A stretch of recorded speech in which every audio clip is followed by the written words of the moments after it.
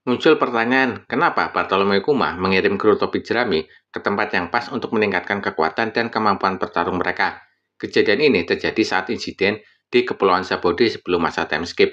Kuma menghempaskan kru Mugiwara ke berbagai tempat sehingga mereka bisa berlatih kurang lebih selama 2 tahun dengan aman tanpa diketahui keberadaannya oleh pemerintah dunia dan angkatan laut. Alasan Kuma menghempaskan para kru SHP adalah Kuma ingin menunjukkan level yang harus dicapai kru SHP di dunia baru. Luffy dan krunya belum siap ke dunia baru. Jangan dulu ke dunia baru, karena Kuma percaya dan yakin suatu saat nanti Luffy yang akan menyelamatkan dunia. Itulah yang Kuma yakini dalam chapter 1102. Dalam chapter 1099, Kuma mengunjungi berbagai tempat atau pulau di dunia untuk mencari informasi dan juga cara mengobati penyakit Cyber Scale Jewelry Bone. Sebagai mantan pasukan revolusioner dan juga sisi Pukai, Kuma tentu mengetahui banyak hal tentang pulau-pulau yang dikunjunginya.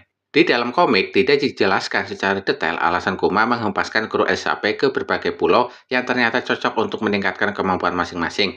Menurut aku pribadi, Kuma tidak asal menghempaskan. Dia telah memikirkan lokasi pendaratan para kru SHP sebelum menghempaskan mereka. Kuma harus tahu lokasi yang pas bagi para kru SHP. Kuma mengetahui Luffy adalah anak Dragon. Dia memantau Luffy. Dia pasti mempelajari siapa saja kru SHP dan apa saja kemampuan yang mereka miliki. Sehingga Kuma bisa menentukan titik pendaratan yang pas. Apa yang dilakukan Kuma hasilnya sukses. Selama 2 tahun, keberadaan bajak laut SHP tidak terdeteksi sehingga mereka semua bisa kembali ke Kepulauan Zabodi. Luffy dikirim ke Pulau Amazon Lily di Lautan Calmbert, lautan yang begitu tenang yang berisi para monster laut. Selain itu, pulau ini adalah markas bajak laut Kuja, di mana ratunya merupakan anggota Shichibukai, buah Hancock. Tentu pihak pemerintah dunia dan angkatan laut tidak akan menyadari bahwa Luffy ada di pulau itu. Begitupun dengan Zoro yang dikirim ke pulau Kuraigana dan bertemu dengan Shichibukai Takanome Mihawk. Sama seperti yang dialami Luffy, pihak pemerintah dunia dan angkatan laut tidak akan menduga salah satu kru SHP ada di wilayah Shichibukai.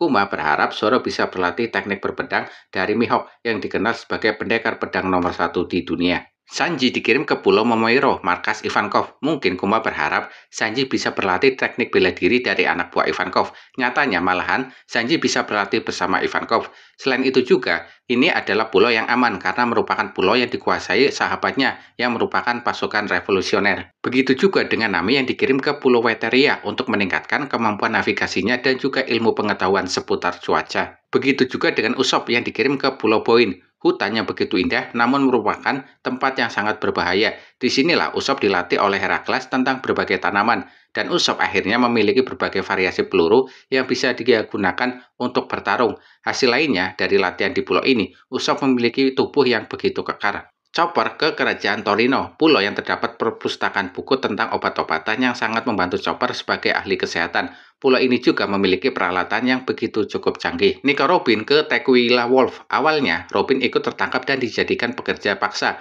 namun terbebas karena adanya serangan pasukan revolusioner. Robin kemudian ikut dengan pasukan revolusioner. Di pasukan inilah, Robin bisa aman dari pihak pemerintah dunia dan angkatan laut. Frankie ke Pulau Karakuri, tempat kelahiran dan masa kecil Vegapunk. Pulau yang cukup maju di dalam hal ilmu teknologi. Ada banyak blueprint ciptaan Vegapunk yang masih utuh. Dan Brook ke Pulau Namakura. Sama seperti Nico Robin, Brook yang terhempas ke pulau ini awalnya mendapatkan perlakuannya tidak baik, namun perlahan dia menemukan jalannya dan menjadi idola besar bernama Soul King.